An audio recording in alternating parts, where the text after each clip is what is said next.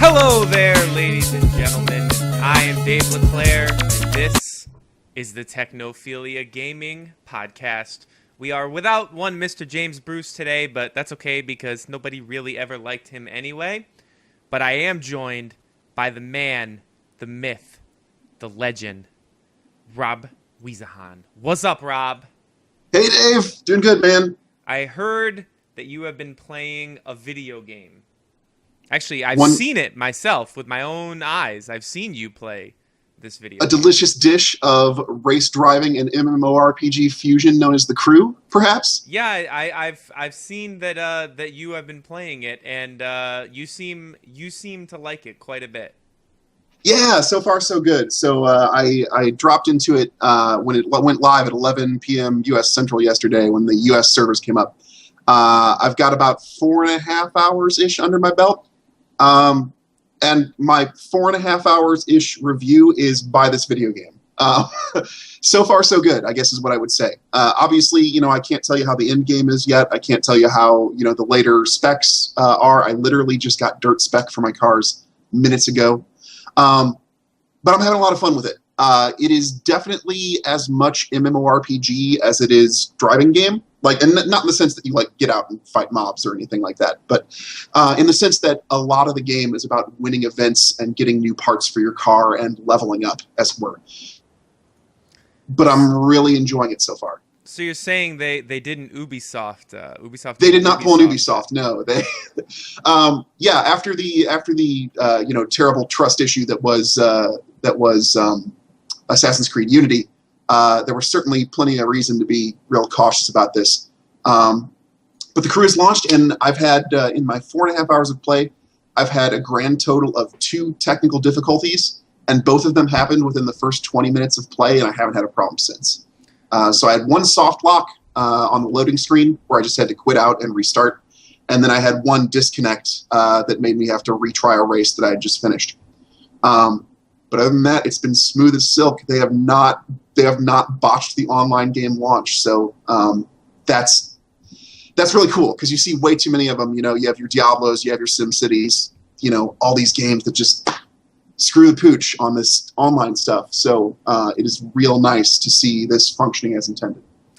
That is certainly good news, and I looked at the IGN's kind of review in progress that they put up because obviously they're not putting up a full review with the game not being available on day one, and they pretty much echo your sentiments that the game was good. They did have a couple of locks, like you said, where the game crashed. They're also playing on PS4, but it sounds like that was very minor for them too. So.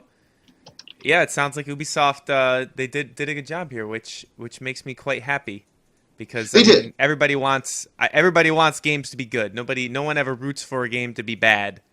So it's good to see that it delivers, and now it's another game on the list of games that I'm gonna have to play at some point. That list is getting long. It definitely something that's is going to take a little bit of getting used to, particularly if you're a more pure racing game fan. Is the MMORPG aspect of leveling up your car, because the first cars you get in this game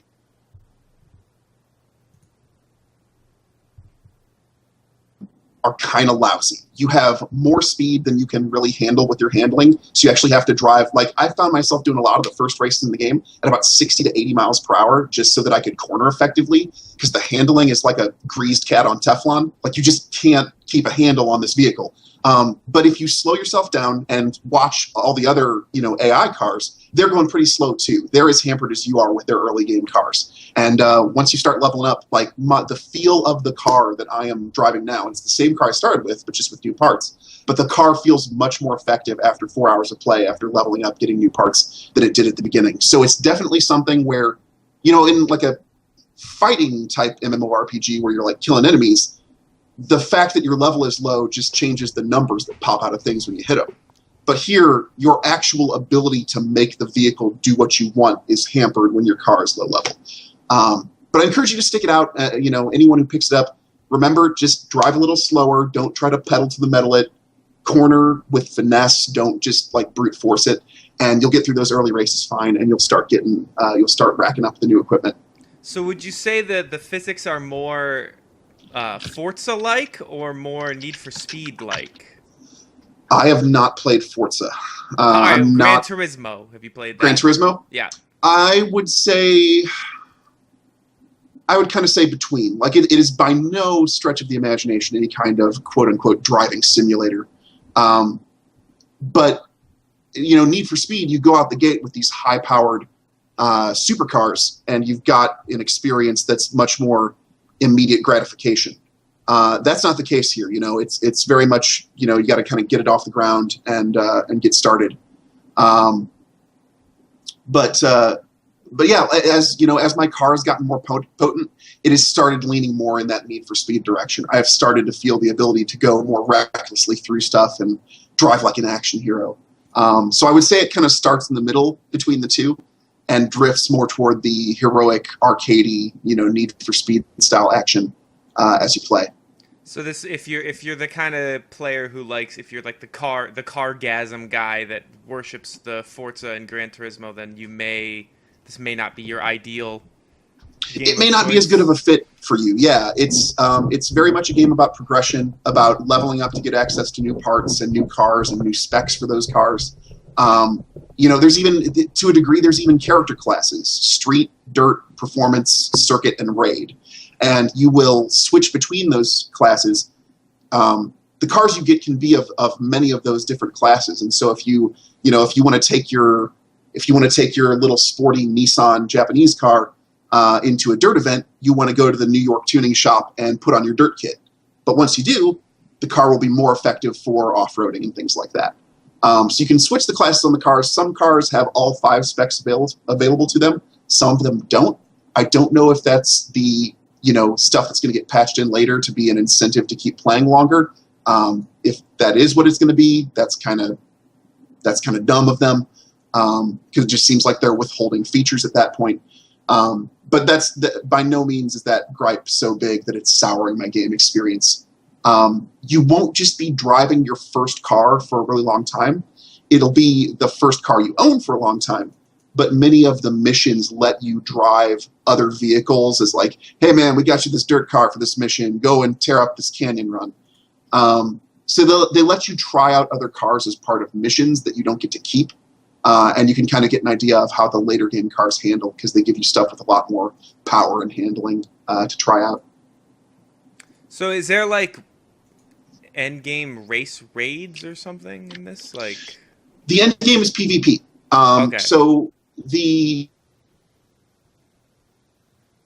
fantasized version of the United States, where the cities and geographical features have been rearranged a little bit, but you'll still be able to find, those are the Rockies, those are the Appalachian Mountains, this is New York. You'll be able to find those major landmarks.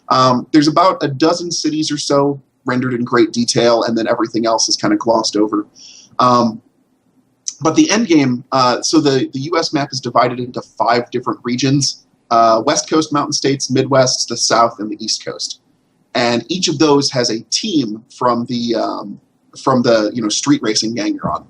So you'll pick one of those teams. At first, you only have access at level 10 to the Midwest team and the East Coast team, but eventually you'll get access to all 5 teams. And the end game is factional PvP between those teams. So you'll be trying to race in territory and claim territory for your faction. One of the cool things about that, I think, is one of the problems with this factional PvP kind of stuff in other games is that, oftentimes the hardcore PvP crew will get together and they'll be like, all right, we're all going to pick faction X and we're going to make it the super faction, and anyone who wants to win has to play for that faction because we're the people who play 12 hours a day and, skew the scores in the direction of that faction. That's not going to be as much of a problem here because they offer rewards both for the faction that performs the best across the entire faction, as well as the people who score the most for the faction. So if you actually think you're going to perform really well, you might want to join an underrepresented faction because you'll be one of the high performers in that faction and you'll be rewarded based on your individual effort for scoring high in that low participation faction. All right, so that's a good way of kind of striking a balance. I think that about does it for my particular questions on the crew. If anybody wants to jump into the chat room, if you have any specific questions for Rob, please feel free. Yeah, feel free. Any of you who are watching from the point where I hosted, you'll be chatting into my chat room. So do hop over to the Technophilia channel from my room if you want to actually comment in the Technophilia stream, and then I can answer your questions there, certainly. All right, I forgot I should have your channel open, shouldn't I, so I can actually see that. I didn't think to do that. That would be smart for me to do, though, just in case. I don't want to miss any of the important I think I'm definitely going to get this game. I'm actually kind of sad, though, because I have an X-Bone, so I can't play with you, so that kind of stinks. Oh, you should have joined the PS4 crew, man. Yeah, I went with I put my eggs in that Titanfall basket, and that basket was pretty empty, so now my eggs are all broken.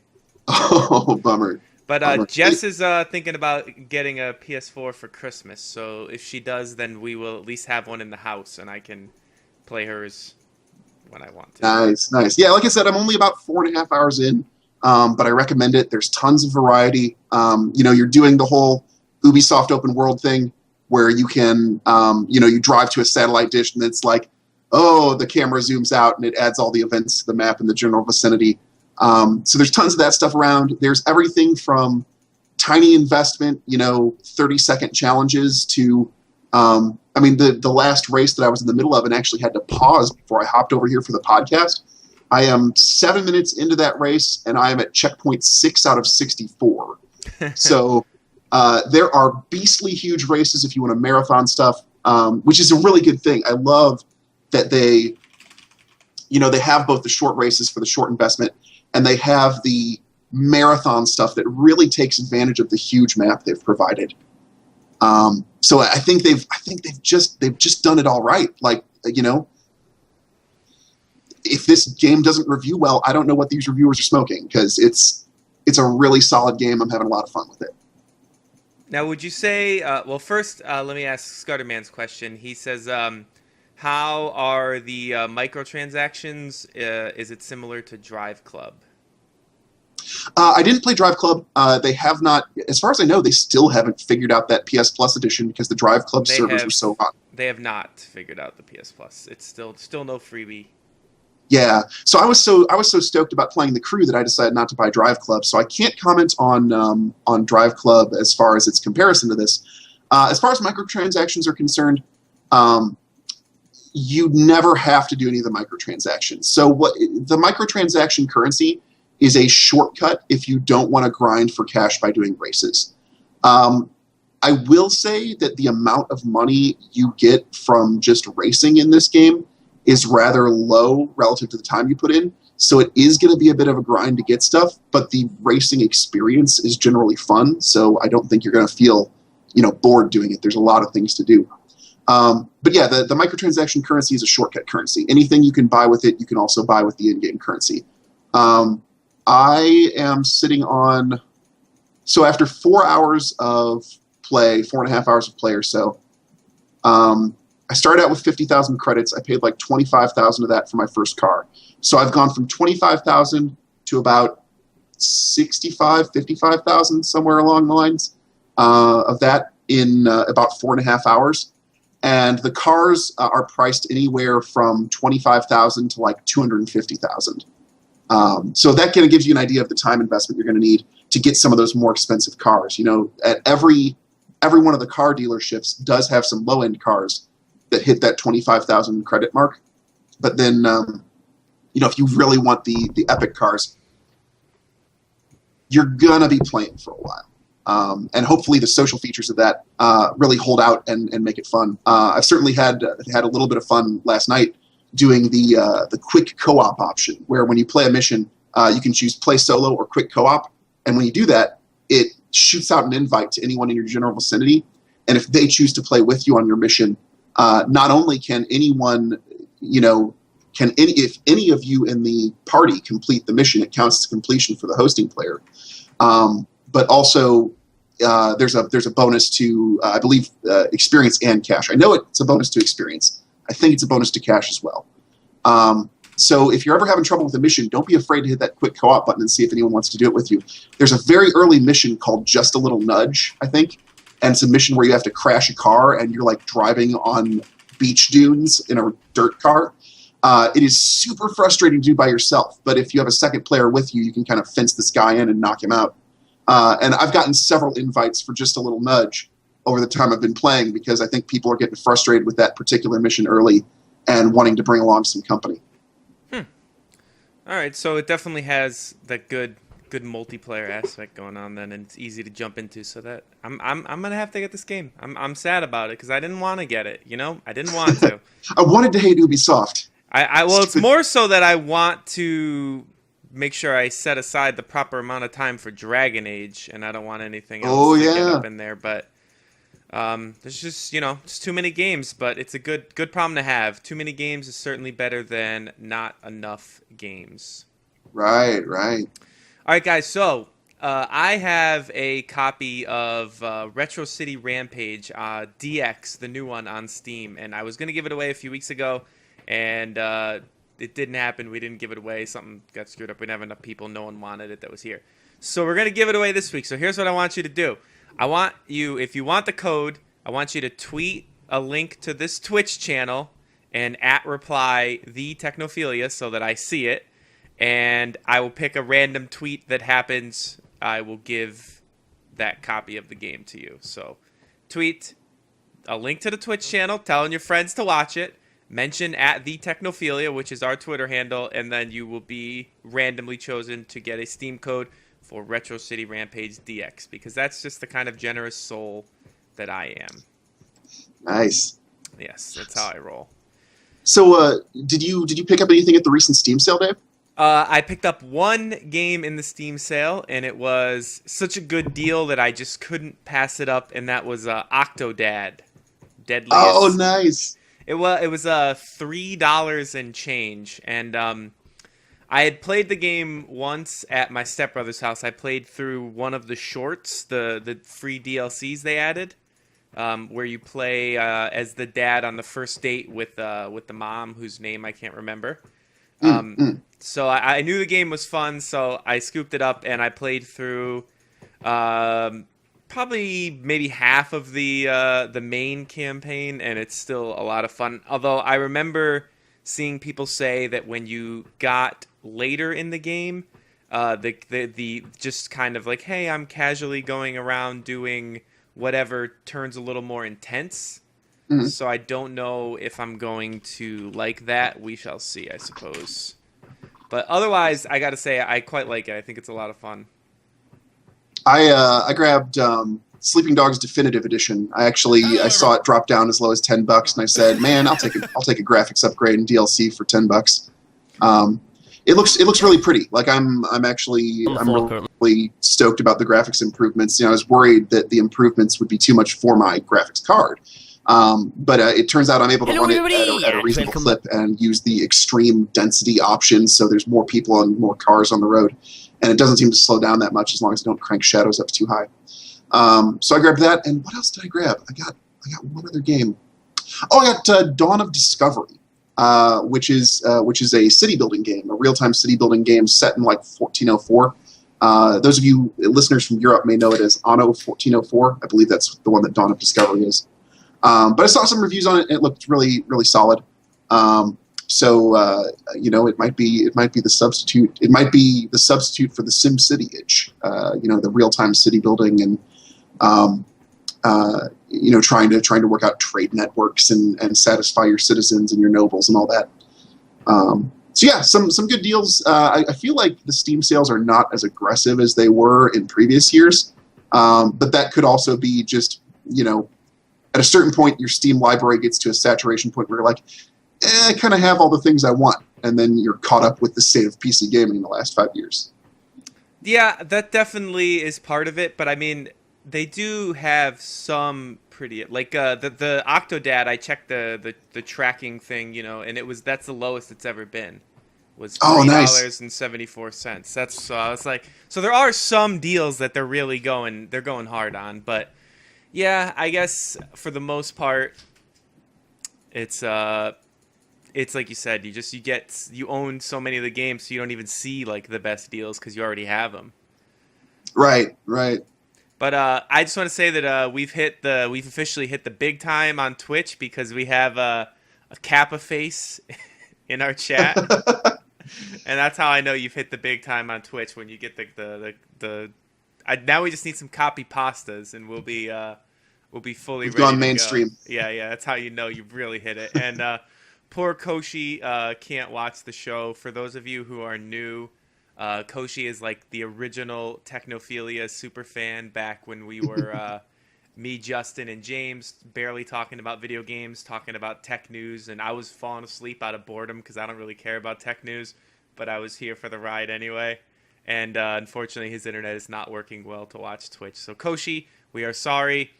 You will always be our #1 super fan, but streaming on Twitch makes my life a hell of a lot easier for making the show pretty compared to doing Google Plus. So I'm sorry, brother. I still love you though. So any other games you've been playing this week besides The Crew, or is The Crew pretty much taking up your time? I know you did a big racing marathon stream. Anything stand out in that? Yeah, it was supposed to be a racing marathon stream, and then it just ended up being more Euro Truck Simulator 2, because that game's way more fun than it has any right to be. Still playing a lot of Pokemon Omega Ruby from the recent Pokemon releases. I think I said I was a little soft on that when we last talked about it, but it has definitely picked up the pace. They've trickled in, once you get past the 3rd badge or so, they trickle in more of the features, like the contests and some of the more advanced mechanics. So now I'm having a lot more fun with it. It's just kind of a slow start. So if you like Pokemon games and you can power through those first 3, slightly less exciting badges, you can get to the good Pokemon stuff.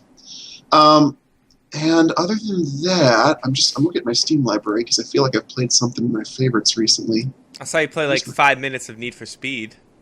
Yeah. Well, I was waiting for The Crew to launch, and then I couldn't figure out why I couldn't stream. I think that might have actually been user error, by the way. I think it might have just not been willing to broadcast like the title screen and the news screens, but the actual game was fine. But I gave up last night on it, and so I've been streaming today. Did you play last night after that? Did you play by yourself just to get a feel for it? Yeah, and that's when the bulk of my playtime happened. The first 3 hours of play were just that 11 p.m. to 2 in the morning or so. My kind of party in the chat is asking if I have a Fantasy Life review. I have gushed about Fantasy Life on here in a previous stream. That recommendation still stands. If you like the idea of MMORPG mechanics, but not having to be balanced to make sure they don't throw the game out of whack, and you like to be able to craft and become really powerful and create equipment ahead of the curve.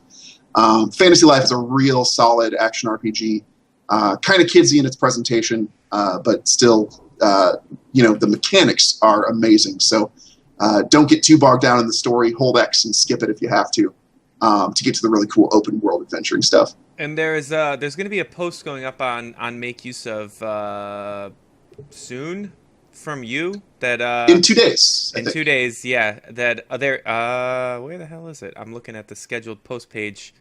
Yes, on the 4th. So that will you go into a little more of the Fantasy Life stuff in that post too. So if you want, that post is going to be that that post is going to be big 3DS releases that have a huge amount of playtime for you to take on your holiday travels. If you're traveling for Christmas or something, and you've got a lot of layovers and stuff to soak up. I've got 5 awesome game recommendations for the 3DS. All of them are releases from this year. Every single one of them is a 2014 release. So odds are you've missed at least one of them. Look out for that coming out on Thursday on makeuseof.com. Boom. Look at that. We don't even work for them anymore in this podcast capacity, and we're still promoting them. What gentlemen's we are. We're still on the leash. We are gentlemen's. So I, for some reason lately, have actually been playing games on my iPhone. I went through like a stint there where I didn't boot up any game on my iPhone, period. And then, I don't know, for some reason lately, so last week I talked about the stupid iPhone MOBAs. And this week I've been playing probably the worst video game that has ever existed in the history of video games, and that is, if you are a Giant Bomb fan, then you know what I'm going to say, WWE Supercard. Oh my gosh! I thought you were going to tell me they made an iPhone version of the Atari ET game. I would rather that than WWE Supercard, to be honest with you. I mean, this game is like pure garbage. It is just like the worst thing ever. You don't do anything. All you do is you put your cards, you build a little deck of 5 cards, you put it up against the AI, which is actually a person's deck of 5 cards, and then it picks a stat at random, and whichever card has the higher stat wins the match. If you win 2 out of 3, you get to pick 2 other stupid cards to put in your deck. If you lose, you get to pick 1 stupid card. And then you just keep doing this loop over and over and over. It's like, you know that game, Progress Quest, where you're just like making progress without actually it meaning anything. This is that in the form of WWE bullshit cards. But yet I've been playing it for I've played like 500 matches in this stupid thing. It's like the perfect mindless, just like blah, click screen, watch meters go up game. So, do you do it while like doing something else, like watching a TV show? Or something? I was playing last night while I was watching you stream your to get ready for your stream for the crew. I was just sitting there, kicking back, playing stupid super cards. So, but the important things you need to mention is the cards dance and there are microtransactions. Yeah, but actually, as far as microtransactions go, this game is very, like, you would think this would be just, like, all up in your face, but it's actually very respectful and not super microtransaction-y. You literally can just buy some cards that you would just earn otherwise, and that's it. It never, like, pops up and says, like, there's no energy mechanic. You can play, like, for hours. I mean, I don't know why you'd want to play for hours because it's awful. But you could play for like hours on end without ever touching, without ever it's saying like, oh, you ran out of energy. You just keep playing. So I hate games like that.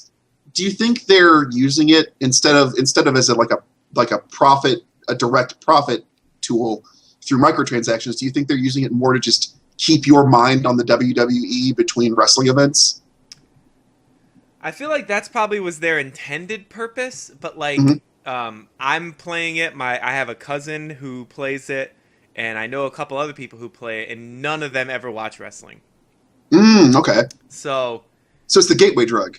I guess, but I'm never going to watch wrestling again either. I watched wrestling back during the Attitude Era when it was D-Generation X and Shawn Michaels and stuff like that. I will never go back to wrestling again, and no garbage iPhone game is going to make me go back. But I think people actually just like it because it's so mindless and so dumb that it's just like, I'm going to sit here and click this screen a little bit.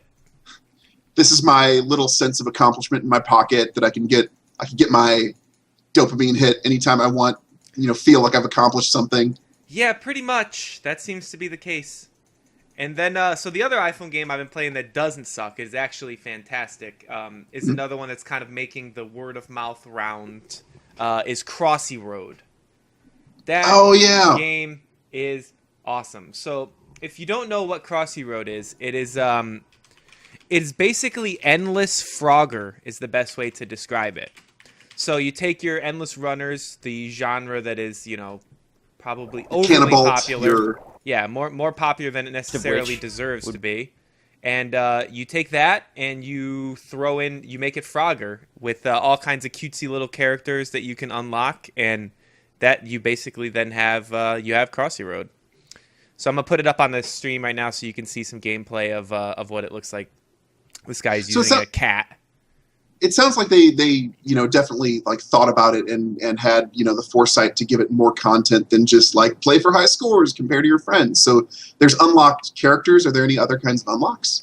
It seems to be just the characters. That's all that I can find so far. Is just you can pay 99 cents to get a character at any time, and then as you accumulate points, you open up a gumball machine. And that gives you a random character out of the machine. So if there's like a specific one you want, you got to buy it. Otherwise, you can just be patient, and eventually there's like hundreds of them. So the odds of getting a specific one are very low. But okay, so there's so you can't actually like pay for lever pulls, can you?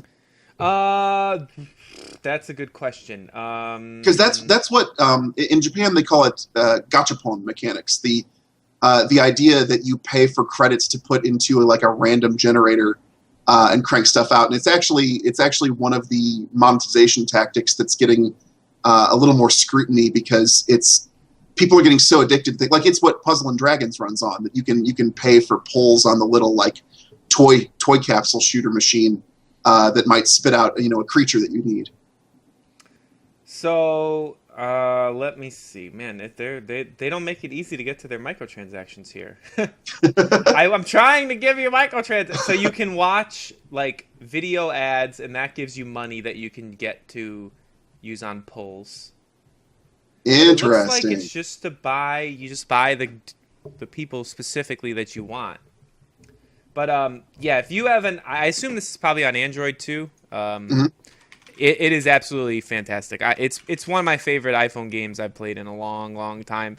I mean, granted, I haven't put nearly as many hours as I have into WWE Supercard, but just looking at the video you're showing here, it looks really like quick and responsive. Yeah, it's basically a tap to move forward and a swipe to move, like if you want to change side to side, change your row. And it's basically. It's just like a score compete thing. So go as far as you can, send it out on Twitter. Your friends come back and be like, "Hey, I beat you, blah blah," and then that's really the loop. Android version coming soon. So if you have an Android, you are going to have to wait for a little bit longer to play it. And free to play, no price to get in. Nope, no price to get in. Just at least on iPhone, I assume it'll be the same on Android. It should just you jump in and go. So cool, I highly recommend it. And Scudderman says I need to play Cookie Clicker. I did play Cookie Clicker for a while. I did too. I blew a day on Cookie Clicker. Yep. I hate that game too. I just thought of something. I've been doing a little mobile gaming too. Except I'm not of the free variety, unfortunately. But definitely worth it. So I don't know if any of you listening to the podcast have played The World Ends With You, which was a really cool DS game. Not 3DS, it's for the old DS. And Square Enix made a port of it to Android and iPhone and all that stuff. The port kind of consolidates the action into a single screen and changes some of the game mechanics to work in that way. But man, there's a review floating around out there that calls The World Ends With You one of the best games ever made for anything, and that is not a lie. That game is such a masterful implementation of choose your own difficulty for everything. It's a Japanese RPG, an action RPG. You play a kid named Neku, and he finds himself stranded in this weird alternate dimension version of Shibuya, which is a district of Tokyo, where no one can see him. And he quickly learns that he is playing something called the Reaper's Game. Where basically you are playing this contest for the right to exist, and that he has to survive 7 days in this kind of haunted version of Shibuya that's infested by these things called the Noise. They're like flying tattoos that turn into menacing creatures. But it's a really cool action RPG, and the great part about it is that it's all about risk and reward. At any time during the game, you can lower your level below what you've actually leveled up to increase your item drop rate. You can switch. You can switch the difficulty from 4 different difficulty settings: easy, normal, hard, and extreme. I think the top one's extreme. And then you can also determine, only in rare cases are you ever forced into encounters. The vast majority of encounters you get into by clicking a scan for enemies button and then swiping enemies toward your character. But the other difficulty pacing thing is you can decide how many battles you want to fight in a row without getting to heal in between.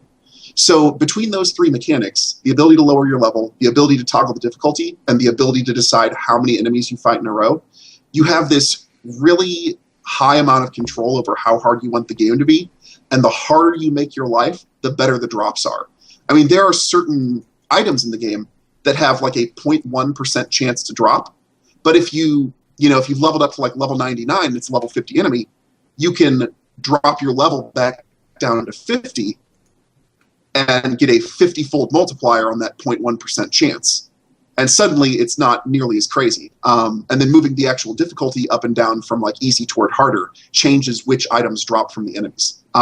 Super clever mechanics, really great implementation of like kind of the energy system, like we see in these free-to-play games where every real-world day that you play, your character can eat up to 24 units of food, and your food determines like which stats level up. So you can eat like, a 16-unit big chunk of food that like raises your attack score permanently by 2. And so you want to log in each day to eat your food and then fight battles to digest your food.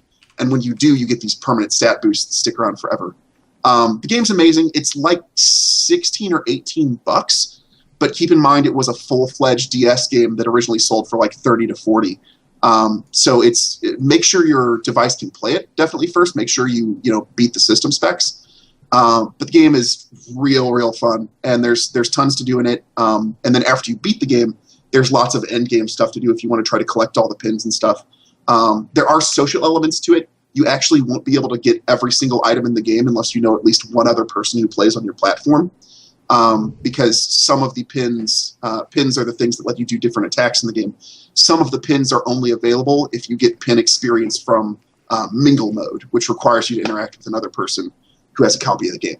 But the game is super mechanically dense, and after the first few hours into the game, you get access to all the really cool mechanics for balancing the fights, and it gets really addictive to just like blast through battles and then see a huge pile of rewards come in because you amped up the challenge for yourself.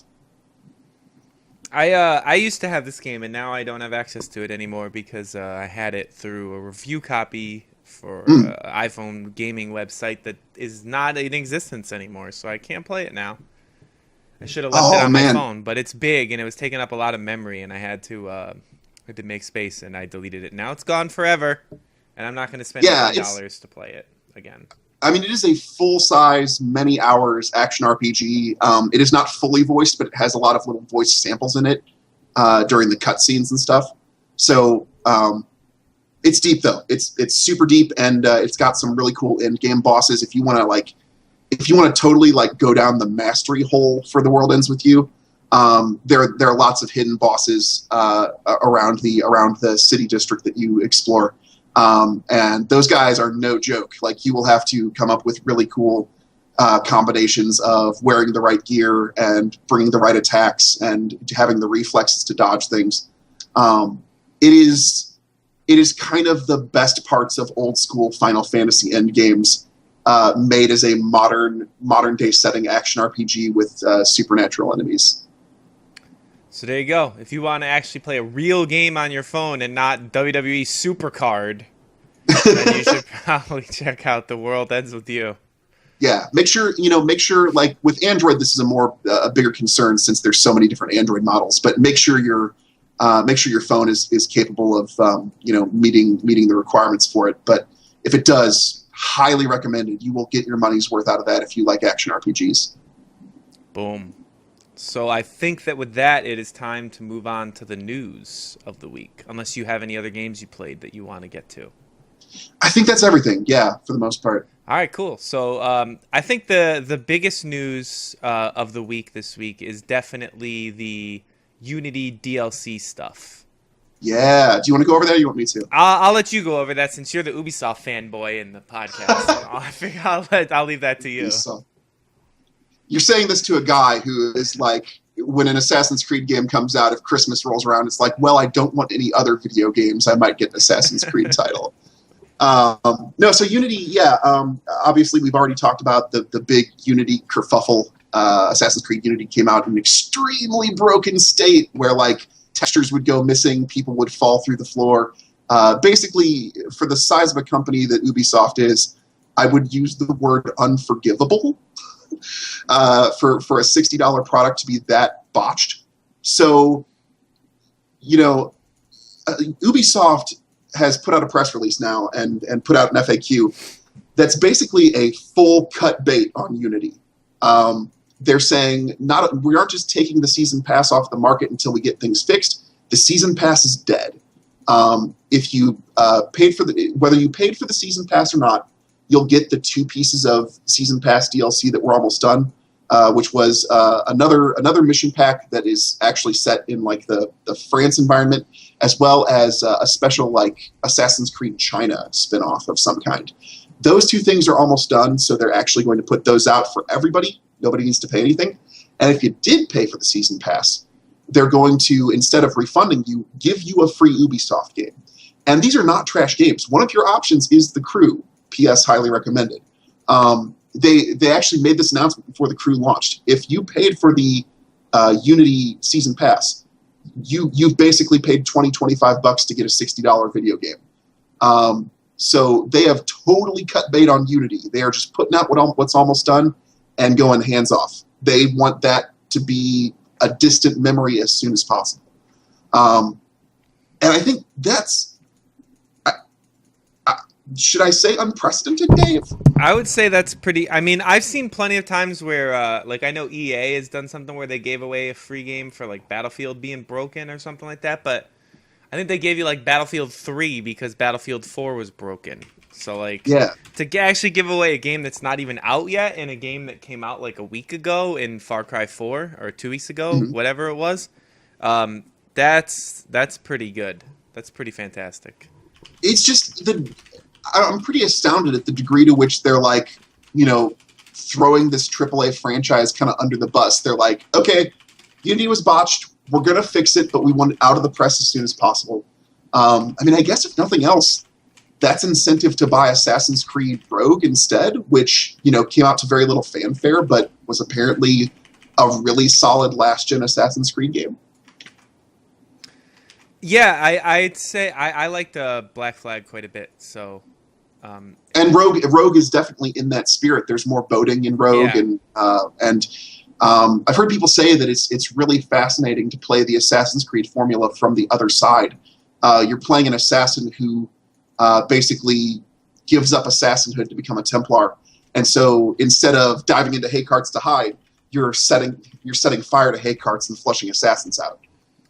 Your job is to hunt the hunters, which is a cool twist, and really more than enough innovation to hang, a full Assassin's Creed game on, I think. So it's kind of a bummer that it got so overshadowed in marketing by Unity, and now they're really just kicking Unity to the curb.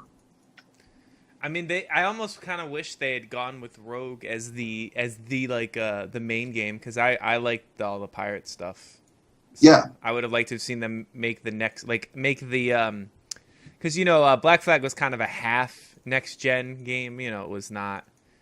Right. It was a cross-gen game. I would have liked to have seen the ocean pirate stuff with the full next-gen treatment, but it looked really solid for what it was. But it almost feels like Assassin's Creed Rogue is like they decided to put their game design to the test, and that worked out. They came up with a really different formula for Assassin's Creed, but then Unity over here is like, let's put our presentation skills to the test, and that totally fell apart. So yeah, if you haven't, I feel for you, diehard Assassin's Creed fans, and I hope you guys have Xbox 360s and PS3s still, because are they going to release Rogue on PC? I don't think they are they? I can't imagine they would, because it's not really exploiting the any type of hardware, PC hardware. It'd be pretty Yeah. weak. I can't imagine they would, but it almost seems like they should, just to like have a relevant Assassin's Creed game on PC. But then again, Ubisoft is generally pretty garbage at putting out PC ports anyway, so Yeah. probably just Oh, fuck it up more. and speaking of Ubisoft being garbage, this speaking of What a Ubisoft, nice segue, yeah. Speaking of Ubisoft being garbage, I have not played The Crew on PC, so I have no idea what the Uplay implementation is like. But that's probably really egregious. Like, I'm just going to go out on a limb here and say Uplay is probably still a piece of junk. I'm playing on PlayStation 4, so I'm not feeling any of that pain. My PS4 friends list is my The Crew friends list. But just user beware. As much as I am plugging The Crew here, I cannot vouch for the state of Uplay on PC. I'm playing on PS4 and loving it. So The Ubisoft hour continues. yeah, no kidding. Well, this is I think this is the the great reflection of not all what is it? Not all attention is good attention. Like, we've got The Crew and that's great, but yeah, just because we're talking about Ubisoft, talking about Unity isn't doing them any favors. Actually, that makes me think. What if Unity had been good? Would Ubisoft have had like the biggest holiday of any company ever, with like 3 major AAA games all released within like 3 weeks of each other? If they all had been at the Crew's level of quality, that would have been quite an impressive holiday.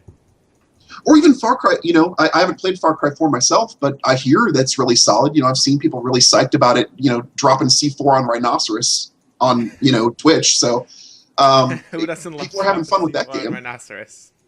It's one of my favorite pastimes, dropping C4 on rhinos. So yeah, I could see it. Oh, there's this guy named Inventor Blades on Twitch. He's a huge Ubisoft fan, and he did like Watch Dogs. He's been playing Far Cry 4, and he was like, oh man, you get better rhinoceros hides if you bow hunt them, but they're so hard to kill, so I just like fly the gyrocopter over them and drop C4 in front of them. That sounds fun. Yeah. It's great. I will say, I haven't played much Far Cry. I'm actually playing Far Cry 3 kind of casually on my PC in my spare time, but I haven't gotten into it enough to talk about it. But I will say the Far Cry franchise seems to do open world in the way I like. There's bad ways and good ways to do open world gameplay. The bad way is the open world just feels like a commute between missions. It's a time burner. But it seems like really interesting things happen in those Far Cry games, as far as like, this tiger is just going into this enemy camp. Now I don't need to kill as many dudes because this tiger is eating all of them. I really loved 3. I enjoyed 3 a lot. So I will. There's another one that's on my list of things that I want to play before, from this year. That's another one that's on it. So.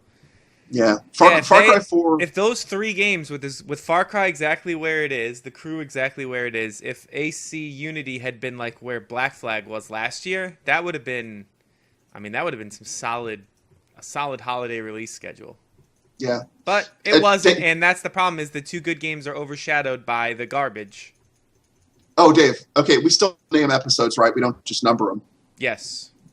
For this episode, I propose the title 2 out of 3 ain't bad. that could work. All right, I'll keep that in the title bank. We'll keep that in mind. I can't imagine we'll have anything better other than maybe like something with maybe Ubisoft in the name, but 2 out of 3 ain't bad is a little more subtle. So we'll see. So let's move on from Ubi. I almost said Ubisoft, like that's a thing. Ubisoft. The Ubithon. Yeah, the Ubithon, Ubisoft. Mike Tyson. Let's talk about last week. I believe we mentioned the Telltale Game of Thrones game, and so they finally announced the actual release date of it, and the release date of it on PC and Mac is today. Oh wow! 12/2. Man, just like slipping it out. Yeah, and for PlayStation 4 and Xbox One, it is tomorrow, and for iOS it is the 4th. So they are not wasting any time here. That game is here now. Like Borderlands, the pre-sequel just came out, or not the pre-sequel, the Tales from the Borderlands or whatever, and they're already popping out the Game of Thrones ones. So Telltale is not messing around. I really like this. Like there's something to be said for building up the marketing hype train and getting people on the wagon that way, but I feel like this is kind of a cool thing to do. hey, this thing exists. Okay, go play it. Like there's a certain amount of appeal to that. Just getting the whole marketing process out of the way and saying, we think this is cool. Go see it for yourself. So I hope the reviews are solid. Certainly, Telltale has been paying their bills with this licensed story game formula for a while. Yeah, it's so weird with reviewing these. Like, do you review it when they're all out, or do you review it like each episode? Like how I never really know how sites handle these. You kind of have to review it like right now, because you can't really, it's in the news now. You can't ask people to wait for 5 months before you actually give them a yay or a nay on an episode. Yeah, I guess you do like a mini review of the episode and then review the whole package when it's done. Yeah, if they do like a complete edition. Yeah, because they always put out like the game as a total whole thing by itself. But I don't know, it's a weird one. I think Giant Bomb does a thing where Alex does like a recap after each episode, and that seems to work well enough. Alex and his sad, frumpy ass over there, all sad sack and whatnot. Well, I think at this point, if you've been paying attention to Telltale for the past few years, you kind of know what you're getting into at this point. Like, do you like the Telltale formula? Do you like Game of Thrones? And that's the flow chart, Yeah, I mean, the formula is pretty obvious, I guess. It's going to be, you're going to have little bits of action. You're going to talk to a lot of people. It's pretty much it's the property. Like, do you care about The Wolf Among Us and Fables? Do you care about Bigby and all them guys? Then you'll like it. So, I guess. Yeah. But although apparently the last two, the Wolf Among Us, I never finished it. I played the first 3 episodes, and the second season of The Walking Dead were not amazing from what I've heard. Like, they don't wrap up well. So I don't know. Oh, okay. I guess they're not as good as the original Walking Dead, which was almost like, I feel like that one was like such a shock to people of how good it was that it got a lot of extra pop just on like, whoa, where the hell did this come from kind of deal. Do you think your lackluster, your lesser appreciation for the later games could just be formula fatigue? Well, I haven't finished them, so it's not my personal opinion on it. Okay, so it was the reviews. This is what I've heard from people like Alex and Patrick from Giant Bomb, who were big fans of the first Walking Dead. They were both not super thrilled with the way The Wolf Among Us and Season 2 wrapped up, and the story in general. So, yeah, it's kind of, I guess it really is one of those things where no matter how good the formula is, the writing is the star of the show. If you don't tell a good story, if you don't offer interesting moral choices, and if the consequences don't hit pay dirt, after a while, like if you don't feel like something super dramatic happened because of what you picked, then it kind of falls apart. So I guess the formula doesn't really weigh as much into the equation as the writing does. If the writing, no amount of the formula is going to save the writing if the writing sucks. Yep. And Scudderman says Total Biscuit put a video out, which that's what's playing right now. From what he could tell, it's a must-play for fans of the franchise who like this type of game. So if you like Game of Thrones, you like this type of game, there you go. Mm-hmm. So, and certainly a big deal franchise right now. Oh yeah, especially the new season's getting ready to start soon. So, cool. What do you know about Metal Gear Online? There's a Metal Gear Online? Yeah, that's what I said. Jeff Keighley tweeted that he is honored that Hideo Kojima will be at the Game Awards, which is the new, not the Spike Video Game Awards, it's the private Jeff Keighley Game Awards, to premiere Metal Gear Online. There was Metal Gear Online released in Japan as like a companion for Metal Gear Solid 4? I feel like I may have faint memories of that happening. Yeah, and so I guess I'm looking this up. On June 13th, Kojima confirmed that a new Metal Gear Online will be included as part of the Phantom Pain. So Metal Gear 5. So weird. Yeah, I'm a big Metal Gear fan. I love especially Metal Gear 2, Metal Gear Solid 2. That's my favorite game of all time, of all games, not just of Metal Gear games. Um, but I don't know how, like, I feel like it's a solitary experience, and I don't know. I'm very interested in playing multiplayer Metal Gear, but Hmm. I have a lot of I don't faith know. in Kojima, so maybe he will do it good, do it well, I I, should say. I'm convinced that Hideo Kojima is some kind of extra dimensional cyborg at this point because the man's storytelling is so off the wall. I don't know. I've gotten over the Metal Gear franchise. I don't pay much attention to it anymore because it's just for everything it does that's like, oh man, that's dramatic and super cool, and that chick's some kind of crazy sniper. And then it's like you can burst out of a box and hold up a picture of a woman in a swimsuit to startle guards.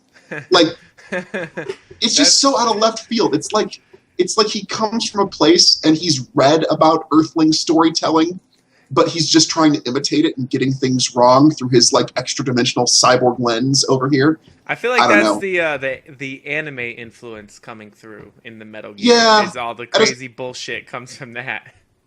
at a certain point, it's either that's the appeal or that's the anathema. Like you're either in because of that weird, off the wall twist stuff, or you're out because of it. Yeah, yeah. That's So, I say that about sums up Metal Gear. It's well, I'll either leave. you either love it or you think it's absolutely dumb as hell. So, Yeah. So I or guess you I love it will. because it's dumb as hell. So there you go. I will leave the Metal Gear content for this podcast up to you, Dave. I will. Thanks for taking that bullet for me. Yeah, I'll play 5 when it comes out and talk all about it. So, apparently, DayZ. You're familiar with these DayZ game. It's a zombie open world early access thing. Oh yeah. Yeah, you've heard of that thing, right? DayZ. Mm-hmm. Apparently, they raised their price by 15% and then discounted it by 15% for the Steam sale, and then came back and said that the 15% increase is permanent. They just discounted it for 15% for the Steam sale as kind of like your last chance to get it at that price because, it's an alpha and they're slowly increasing the price as they get closer to done. But I don't care how you spin that. That seems pretty shady to me. Like, just so you can have like that 15% off tag during the Steam sale. I don't know. I'm not a fan of that marketing tactic.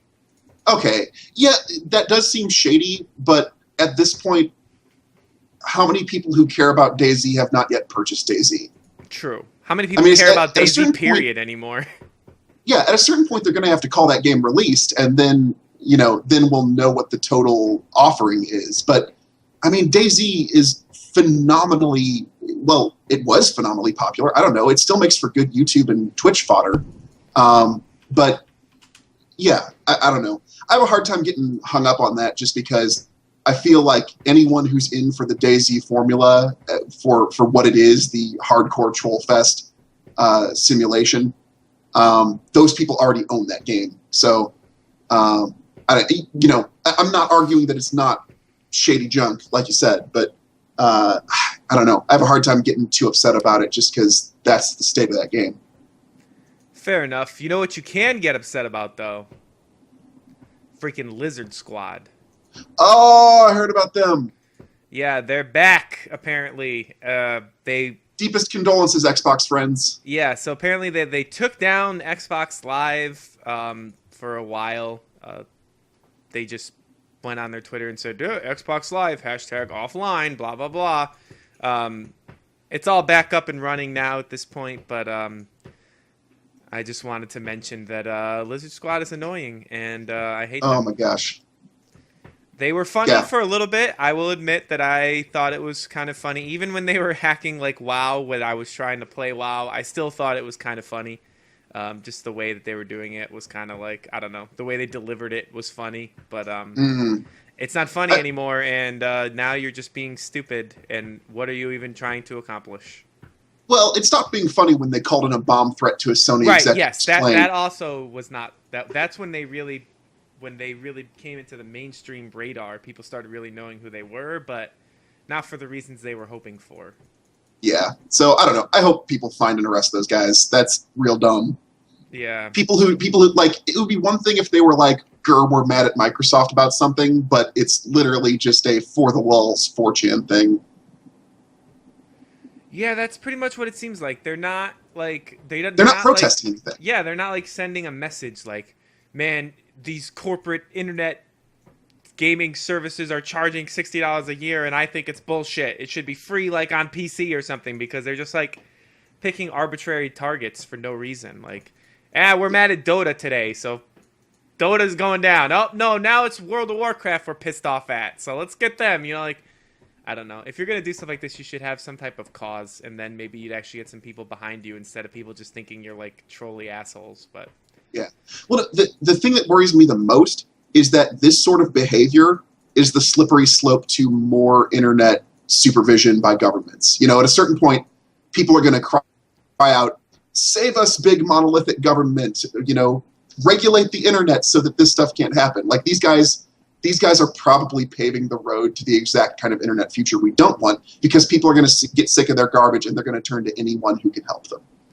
Yeah, basically the kind of internet that you would theoretically think that they would be fighting against is actually the kind that their actions are pushing towards. Yeah, that's what their behavior is going to do. So, yeah, for what it's worth, you know, condemn Lizard Squad, I guess. Down with the lizard. Don't put it on your forehead. We must quash the rebellion. That was actually the only thing I thought was kind of funny that they did was when they first were started, and they would hack like Twitch streamers and then make them put Lizard Squad on their forehead, and then they would stop whatever they were doing. I thought that was kind of funny. Oh gosh. Because it wasn't really hurting anybody in like in a grand sense. It was just like, we're gonna pick on some big Twitch streamer, have them put Lizard Squad on their forehead, and then we're gonna move on. Like, I thought that was kind of funny. But if they're big Twitch streamers, the Lizard Squad's attacking their livelihood. You know, these guys depend on their Twitch streams to generate their revenue. I don't know. All they had to do was put Lizard Squad on their head, and then they would stop. I like that they gave them a way out. You know what I mean? It wasn't just like, well, fuck you, we're gonna take away your livelihood, and there's nothing you can do about it. They gave them an easy way to get out of them messing with them. And I thought that wasn't the worst. It wasn't the worst thing that you could do. It was still annoying, but it wasn't the worst thing. I suppose. But Scutterman is saying the FBI got their leader. That they were able to track him yesterday. Oh, after yesterday's antics, I knew they arrested somebody, a main guy, a while ago, but I didn't know they got a guy yesterday. I wonder if let's see if they acknowledge that on Twitter. Let's. Lizard Squad. Last thing they just said is, "Who's next?" 15 hours ago. Just some preparation. The world may never know. Yeah. Oh well, let's not talk about Lizard Squad anymore. Let's talk about happy news. This is our last story for the day, and I wanted to end it on a great note, and that is that over the Black Friday shopping season, much success was had by the video game industry, specifically in the hardware. So the PlayStation 4, this is according to VG Charts, moved in the week of Black Friday about 1.2 million units. Xbox One moved about 1.1 million units, and the Wii U moved about 300,000 units. So that is a lot of consoles. I'm actually surprised that the PlayStation 4 sold more than the Xbox One. I thought with the mega aggressive price drop that it would be all Xbox One, but just goes to show you the PlayStation 4 is thoroughly so far ahead that they can outsell the Xbox One without even changing their price. Yeah. Well, they've dominated the messaging, you know, like all the positivity on the internet is directed toward the PlayStation 4 and how they're handling things. So, you know, at a certain point, I mean, I suppose there is a point at which you could do a big enough price drop that you would tip that scale, but I think it's gonna have to be bigger than $50 because you don't think $329 with 2 Assassin's Creed games is big enough? Oh, with 2 Assassin's Creed games? That was the Black Friday deal. You got Black Flag and Unity and the Xbox One for $330. Man, I wonder if the Unity bad news hindered Microsoft in that way for that package. Even still, though, even if you're just getting Black Flag and the console for $330, that's crazy. I mean, I pay $500 for my Xbox One. Yeah. Well, I'm not saying that's not a really good deal, even with Black Flag. I'm saying all sense aside, the emotion associated with Unity is so negative that that it might not have mattered, or it may. Well, I'm saying it might have hindered them. Yeah. So according also to the article, those numbers are for the week of Black Friday.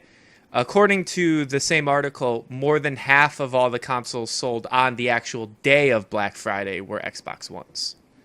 So the actual Black Friday day, which was when that $329 deal was, and then it carried over through the weekend after, it did win that day. So I think they should just leave that price at this point and just be aggressive. They need to be aggressive at this point if they want to catch up. Just keep it at $350 and then do occasional drops to $329 and, you know. Maybe. I mean, you know, obviously good for them, because a high competition console market means both companies have to stay super hungry, and when both companies are hungry, we're the ones who win, right? Yep. When they're better fighting, games, better deals. So. Yeah.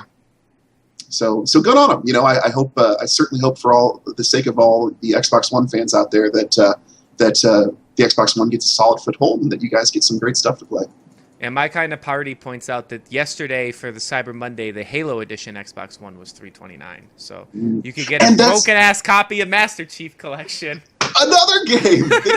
They can't win for the life of them. Man, you feel bad, like it's kicking them while they're down. You want an Xbox One? Here's a broken-ass game to start you off with. Enjoy the next gen. Oh. I thought this was supposed to be happier news. The Alienware console, My Kind of Party asks about I assume he's referring to the Alpha.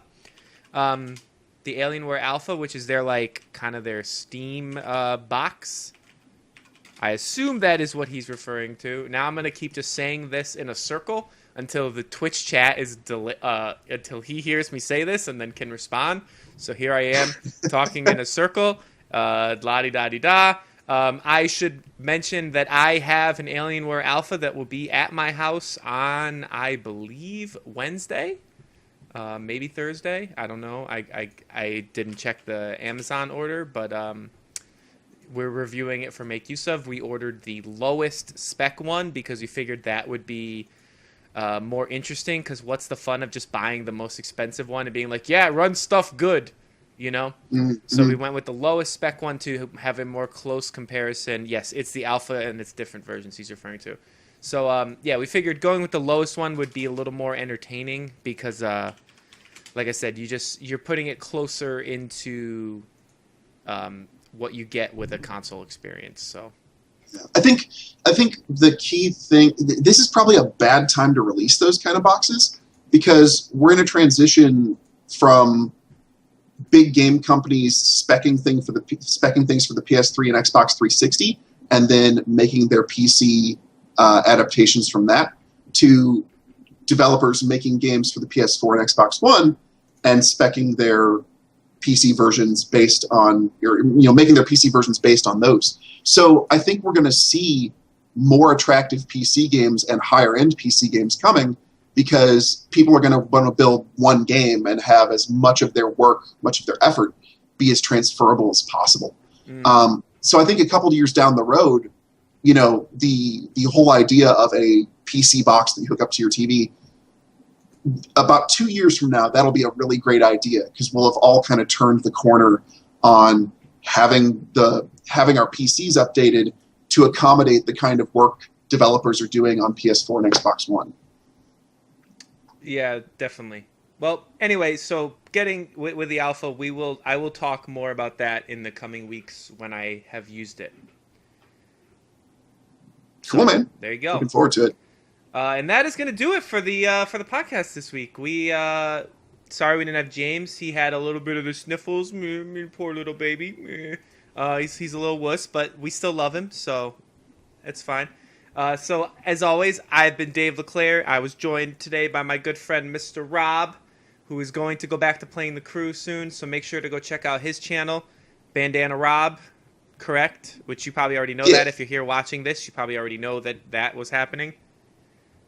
And Twitch.tv/Bandana Rob. I'll be offline for yet just another minute or so while I figure out some lunch and don't starve while I'm playing this game. But Wait, Twitch.tv/Bandana. I thought you were streaming the crew. Don't confuse the people, Dave. You're not helping anyone. I like confusing people. It's fun. Make sure to follow us on Twitter at the Technophilia. Make sure to go to Facebook, facebook.com/Technophilia podcast. Tweet what I said to tweet. Tweet a link to the Twitch channel and @reply the Technophilia if you want to be entered to win a copy of Retro City Rampage DX. If we don't get any entries between now, we'll just do it again next week, and we'll keep going until somebody wins that freaking game. And yeah, so that's going to do it, guys. Thank you very much for watching. If you are not currently subscribed to this Twitch channel, make sure to do so you don't miss... Whew, I ran out of breath. So you don't miss any shows next week. And I'm going to stream some games on and off throughout the week. Play some WoW, play some Dota, play some other stuff. So check me out here. Check Rob out at his channel. And we will see you fools next week. Goodbye. Bye. That was a mouthful.